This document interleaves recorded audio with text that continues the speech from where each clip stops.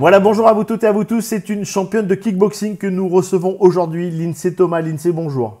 Bonjour. Merci de nous accueillir dans la salle d'entraînement, ta salle d'entraînement. Alors, la première question, comment une jeune fille comme toi est venue à faire du sport de combat et du kickboxing? Bon, on va dire que ça a été ça a été naturel en fait. Depuis toute petite, je pratique les sports de combat. J'ai attaqué à l'âge de 4 ans. Du coup, j'ai toujours eu ce rythme et j'ai jamais arrêté. Alors, une jeune championne, je l'annonçais en titre. Est-ce que tu peux nous donner un petit peu tes titres, tes faits d'armes dans ce sport?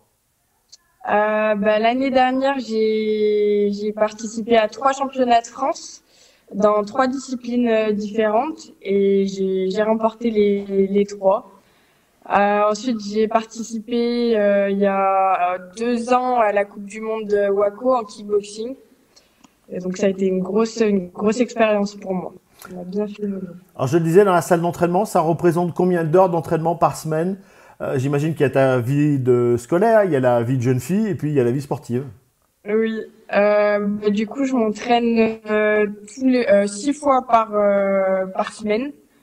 Donc j'ai un jour de repos dans la semaine, mais après je pratique pas que la boxe. Je vais à côté, j'ai mes entraînements personnels avec mon coach, tout ce qui est musculation, prépa physique, etc. Est-ce que ça te laisse le temps de vivre ta vie de jeune fille? C'est des sacrifices forcément, mais je profite quand même. Vous êtes combien de femmes à pratiquer le kickboxing en France, en haut niveau? On n'est pas nombreuses, mais ça évolue de plus en plus. On a des féminines très très compétentes au niveau des compétitions, ça a évolué vraiment. Oui, c'est un sport qui j'ai envie de dire est de plus en plus à la mode pour les femmes. Oui, totalement. Là, du coup, cette année, justement, j'ai lancé mon cours pour attirer les féminines. Donc après, c'est pas un cours spécifique de boxe, mais on reste dans le thème de la boxe. On n'a pas d'opposition, mais justement, ça attire un peu plus les femmes qui ont envie de se défouler et de rester un peu dans ce thème-là. Voilà, pour revenir sur toi et la compétition, quelles sont les grandes dates à retenir dans cette année 2019?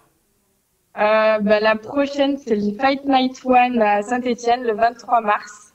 Donc c'est un gala, ça va être du lourd. Qui est organisé par Nabil Mazari, le président de la Ligue.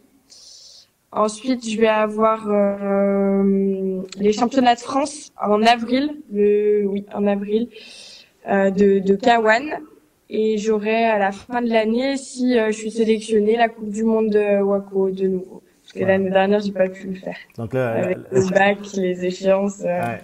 Voilà. Donc cette année, on croise les doigts pour que tu puisses participer à cette Coupe du Monde de kickboxing. Derrière toi, tiens, alors on sait que c'est papa qui tient le cadre, enfin on le sait pas, mais maintenant on le sait. Est-ce qu'il peut tourner pour voir le logo derrière toi un petit peu? Là, on a le droit de tourner, hein, voilà.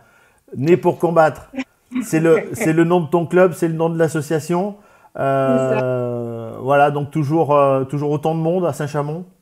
Oui, ça fonctionne bien. On a 160 licenciés, donc on a atteint notre objectif pour cette année. Ah, on va faire une petite pirouette, hein. Le caméraman doit venir à côté de toi et nous faire un petit coucou. Est-ce qu'on le voit? On le voit pas trop. Voilà. Bon, encore un grand merci à vous deux. On reviendra vers vous pour la soirée du 23 mars. Pour monter en puissance et vous êtes parfaits comme ça tous les deux. Vous êtes parfaits. Bon, merci beaucoup. Merci. Lindsay pour cette première interview car on s'arrêtera pas là non plus. C'était un premier contact et on te souhaite bonne chance dans les futures échéances. Merci, c'est gentil. Au revoir. Au revoir. Allez, voilà, vous continuez à liker la page Auvergne Légende du Sport, à partager les interviews. On se retrouve très vite pour une prochaine interview. Bye bye.